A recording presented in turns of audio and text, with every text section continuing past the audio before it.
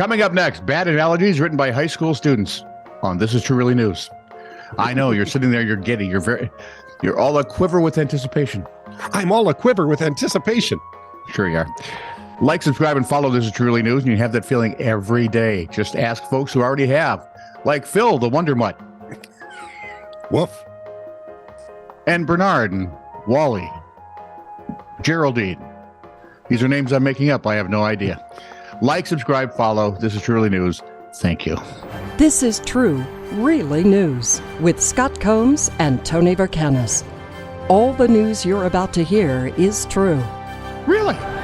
As far as you know. So Pete had just come back to the... Oh, wait, and what? Pete follows us too. Yes, that's good. Pete had just come back to the south side of Chicago from California. Oh, the south side of Chicago, it's the baddest part of town. Because if you go down there, you have to beware of a man named Leroy Brown. Yep. Leroy was a hustler. And he stand about 6'4". All the downtown ladies called him treetop lover, except for the chick that was 6'7". Yeah, and then she said, hey, shoddy. Yeah, shoddy. In any case, Jim Croce songs aside, he took his future wife. What? Just Jim Croce, Croce. He's got some really fun stuff and some really good stuff. Salon and Saloon is some of my favorite. Operator. Oh, see, I'm still Operator is one of my favorites. Rapid Roy, the stock car boy. He's too much to believe. But I still like You Don't Mess Around with Jim. Because Uptown's got his hustlers. Yeah.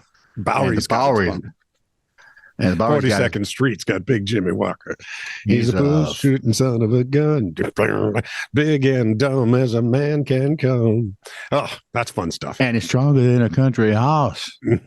And when the bad folks all get together at night, you know, they all call Big Jim boss. Only to his face behind him, they go, what an idiot. Yeah, they think he's dumber than a rock. In any case, Pete took his future wife on their first date together, and it was memorable. Yeah, that doesn't translate always to good.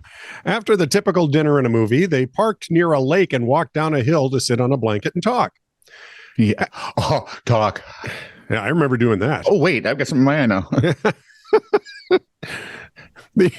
After 30 minutes, they heard his car alarm go off and saw two men breaking the windows of his recently purchased vehicle. Well, there's something you don't want to see every day, Johnsy. Pete took off running up the 300 yards to his car, screaming at the thieves, who took off running in separate directions. So Pete veers after one of them, catches him, and tackles him in somebody's front yard. Why do I picture Patrick doing this? I picture Vlad doing this. At some point, he should tell you about the time he was reported as dead. Probably someone who, dissed all of Great Britain, like Scott. Exactly. In a matter of seconds, Pete had removed the guy's belt and hogtied him. Homeowners came out, called the cops. The cops arrived. Did he do this? I think he did. I think and Jared Allen was, yeah, baby. Homeowners came out, called the cops. The cops arrived and listened to the would-be car thief screaming, "I want to press charges. This is inhumane. Free me now." The police... He ain't never watched Pulp Fiction, has he? No, conducted their interviews of what happened and quizzed Pete about why he did what he did. And he explained it's the safest thing he could do given the circumstances. As the police were taking the thief away in handcuffs, they passed Pete's car. The cop turned to one detainee and gave him some advice. He didn't even charge him, and he should have. He says, "Let me give you some advice. See that sticker in the back window? That's the one that says Semper Fi? Yeah. Leave those kind of vehicles alone. Never want to break into those cars. Because if he's 75, he'll still kick your tushy up and down the street. All night long." Lionel Richie. All night long. I didn't know that's what he meant.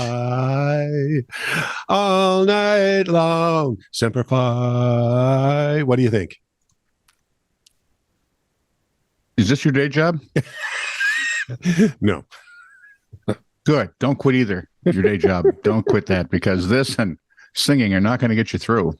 Doggone it. I won't tell the band. Thank you. Thank you. Really bad analogies written by ingenious either these high school students are morons or geniuses. I choose to believe they are geniuses. I believe they're geniuses. Humors. I do. They're good. They're fine. They're beautiful. They're perfect. Speaking of beautiful and perfect, Yes. her eyes were like two brown circles with big black dots in the center. Oh, this guy's a romantic.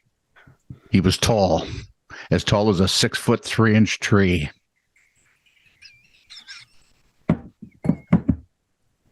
Her face was a perfect oval, like a circle that had its two sides gently compressed by a thigh master. I wonder if Suzanne Summers has gone after them at all. I'm thinking she must laugh all the way to the bank. Well, yeah, that's true. Thigh master, right? It ran for a few years, and people still talk about it. And who do you think of with thigh master? Suzanne. Well, you know, it's Admittedly, funny. she had great legs. I actually did some commercials for Thigh Master and a product she had later on. Really? Yeah. Ankle master? I can't remember what it was. It was some health program. Boob master? Because she had two of those too. Well, apparently they run in pairs. From the attic came an unearthly howl. The whole scene was an eerie, surreal quality. You know, like when you're on vacation in another city and Jeopardy comes on at 7:00 instead of 7:30. Wow, I'm creeped out just listening to that. I've got little shivers. John and Mary had never met. They were like two hummingbirds who had also never met. It's like, I got this great idea, but I lost it right there at the end. Yeah, what the heck? She had a deep, throaty, genuine laugh, like the sound a dog makes just before it throws up. Yeah. If guys, don't tell her that. My dog used to go, yeah, that awful hacking, honking thing. Yeah. Then you're going, Shadow started that. It was like, get out of the house. Just I literally picked him the up. dog or us, either one. Just somebody's got to get out of the house. I picked him up and ran him into the bathroom and stuck his head in the toilet. Yes, I did. His first swirly. That's not what I did to him. The ballerina rose gracefully on point and extended one slender leg behind her, like a dog at a fire hydrant. I can see exactly what she's doing. He was as lame as a duck.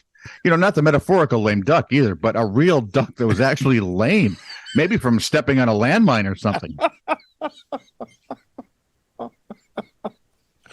Oh, you think it's funny to make jokes about landmines, do you? And ducks. Yeah, okay. As long Great. as Somewhere else stuck together. I can't obviously go to Duckland now. Yeah. Her vocabulary was as bad as like whatever. You know, if there's a word that I could live a long time without ever hearing, It's whatever. Whatever. Yeah. She grew on him like she was She grew on him like she was a colony of E. coli and he was a room temperature Canadian beef. You know, these are so funny to me. I just love these kids. I do too. And the revelation that his marriage of 30 years had disintegrated because of his wife's infidelity came as a rude shock, like a surcharge at a formerly surcharge-free ATM. Yeah, that would do it. Yeah, right there. What do you mean? Surcharge. Come on, Archie. Okay, Jughead.